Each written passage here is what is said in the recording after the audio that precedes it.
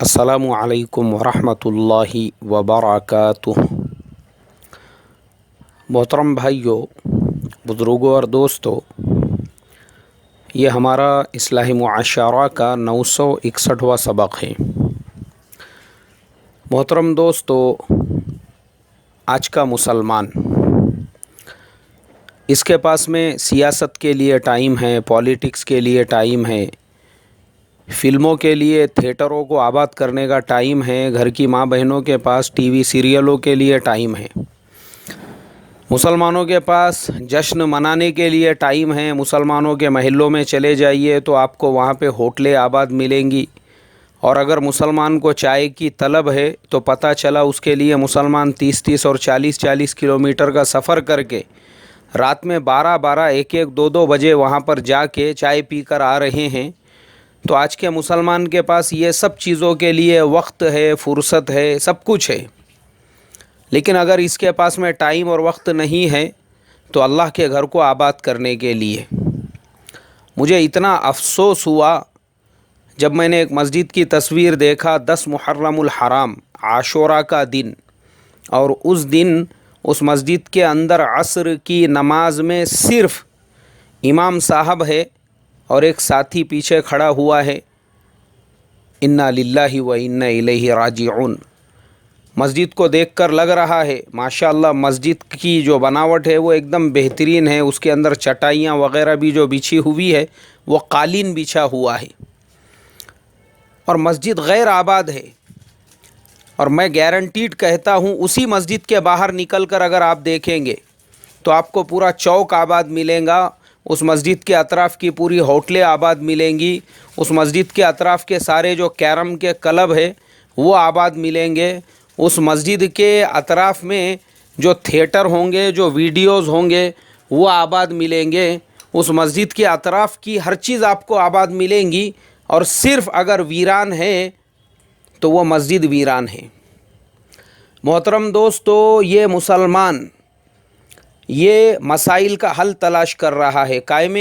Politics کے اندر۔ ہر مسلمان وہ پولیٹکس کا ایکسپرٹ بنا ہوا ہے۔ آپ جائیے نا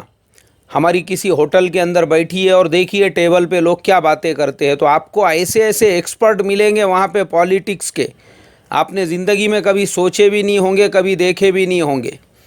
یہ ہے آج کا مسلمان جو مسلمانوں کے مسائل کا حل اس میں تلاش کر رہا ہے کہ اگر ہمارے مسلمان اتنے نگر سیوک کارپوریشن میں چلے گئے تو ہمارا مسئلہ حل ہو جائے گا، اور اتنے مسلمان ایم ایل اے ویدھان سبھا میں چلے گئے تو ہمارے مسائل حل ہو جائیں گے، اور اتنے مسلمان ایم پی لوک سبھا میں چلے گئے تو ہمارے مسائل حل ہو جائیں گے۔ لیکن یہ مسلمان رتی برابر بھی اس بات کی فکر نہیں کر رہا ہے کہ سارے مسلمان مل کر اللہ کے گھر میں جا کر اس کو آباد کریں گے، وہاں پہ ہمارے مسائل حل ہو جائیں گے۔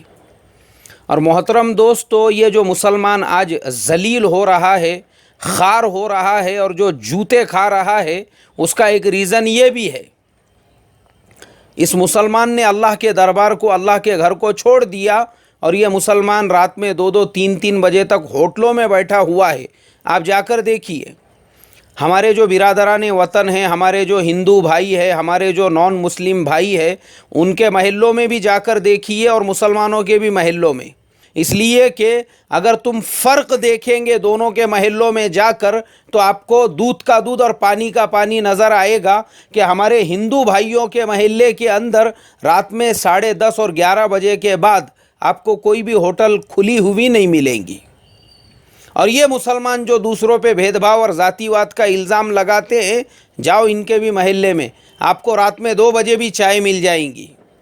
رات میں 2 بجے بھی ہوٹلیں آباد مل جائیں گی، اور رات میں 2 بجے بھی کرسیاں پوری بھری ہوئی ملیں گی، اور یہ مسلمان اپنی انرجی اسی ہوٹل کے ٹیبلوں کے اوپر سگریٹ پھونکتے ہوئے آپ کو نظر آئیں گے۔ لیکن اللہ کا گھر آباد کرنے کے لیے ان مسلمانوں کے پاس میں وقت نہیں ہے۔ ابھی یہ جو مسلمانوں پہ حالات آئے ہوئے ہیں نا، ابھی جو حالات چل رہے ہیں مسلمانوں پر، یہ نمونہ ہے، نمونہ۔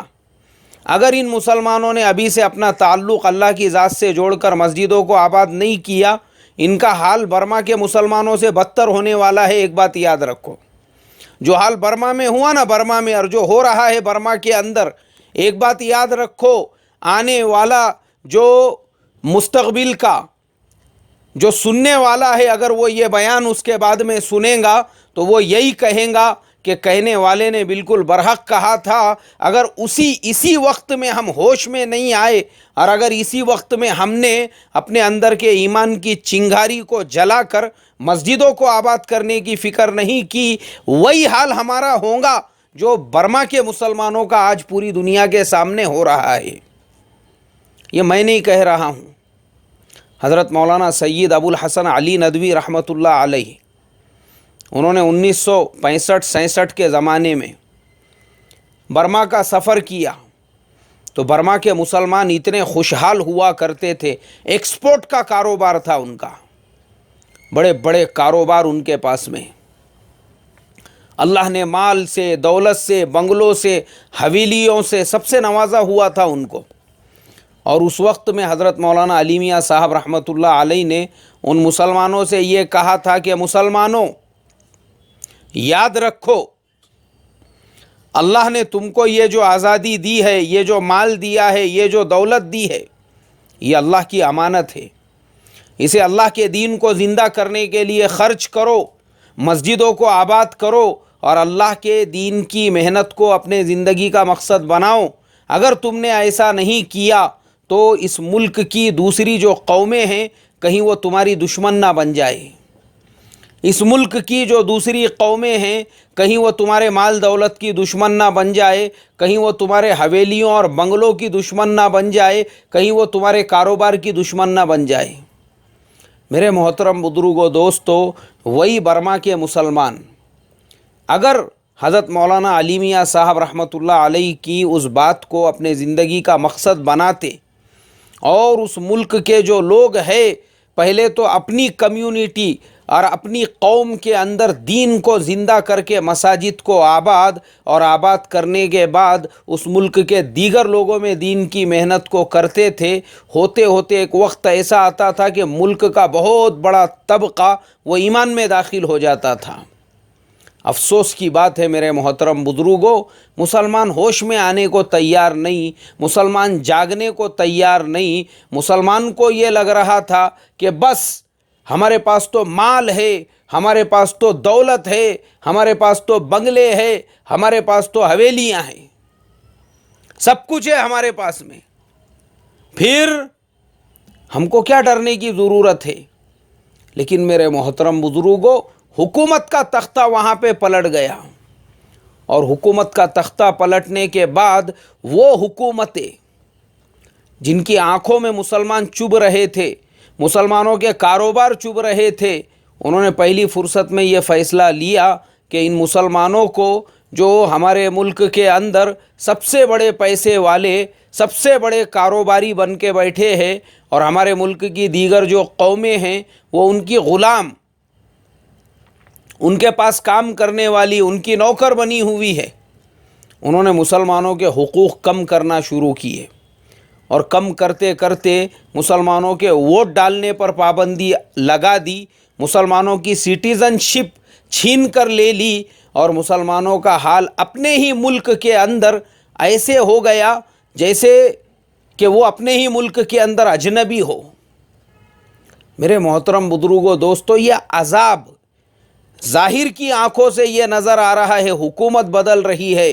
حالات بدل رہے ہیں، حالات نہیں ہیں۔ یہ حضرت مولانا سید ابو الحسن علی ندوی رحمۃ اللہ علیہ کی جو بصیرت والی آنکھیں تھیں، اس نے پہلے ہی دیکھ لیا دو راستے ہیں مسلمانوں کے سامنے۔ اگر دعوت والے راستے پر چلیں گے اور زندگی میں دین کی محنت کو مقصد بنا کے لے کر چل کر اس ملک کی قوم کے اندر بھی دین کی محنت کو کرتے رہیں گے تو وقت آئے گا ملک کی اکثریت ایمان میں داخل ہو جائیں گی، اور جب اکثریت ملک کی ایمان میں داخل ہوں گی تو مسلمانوں کے لیے سارے راستے سازگار ہو جائیں گے۔ اور دوسری طرف اگر یہ مسلمان صرف روپیہ پیسہ کمانے میں لگے رہے، بنگلے حویلیاں بنانے میں لگے رہے، ان کی مسجدیں ویران پڑی رہی، اور جو اللہ نے ان کو مقصد دے کر بھیجا تھا اس مقصد کو انہوں نے فراموش کیا، اس کے بعد یہی قومیں ان کی دشمن بننے والی ہے۔ اور دنیا دیکھ رہی ہے آج وہاں کے مسلمانوں کا کیا حال ہو رہا ہے۔ خود اپنے ملک میں وہ اجنبی بن کے رہ گئے، جن کو 1980-85 تک ووٹ ڈالنے کا حق تھا، ان کا وہ حق چھین لیا گیا۔ اور آج ہندوستان کا مسلمان بے ہوش ہے، یہ بے ہوش، پیسہ بہت ہو گیا ہے اس کے پاس۔ پہلے یہ سائیکل کا محتاج رہتا تھا، آج اس کے اپنے باریک باریک ٹڈے وہ KTM لے کر گھوم رہے ہیں۔ آج اس کے پاس کاریں آ چکی ہے، یہ بنگلے حویلیوں کا مالک بن گیا ہوا ہے، بے ہوش ہے یہ۔ اس کو لگ رہا ہے میں آج بھی مغلیہ سلطنت کی تابع داری میں سانس لے رہا ہوں، آج بھی میں نظام گورنمنٹ کے حکومت میں سانس لے رہا ہوں، بے ہوش۔ اس کی ہوٹلیں رات میں 2-2 4-4 بجے تک آباد ہے۔ پولیس نے اگر ہوٹلیں بند کر دی تو چائے پینے کے لیے یہ 30-30 40-40 کلومیٹر جا رہا ہے۔ اس کی راتیں عیاشیوں کے اندر اللہ کے حکموں کو توڑنے میں گزر رہی ہے۔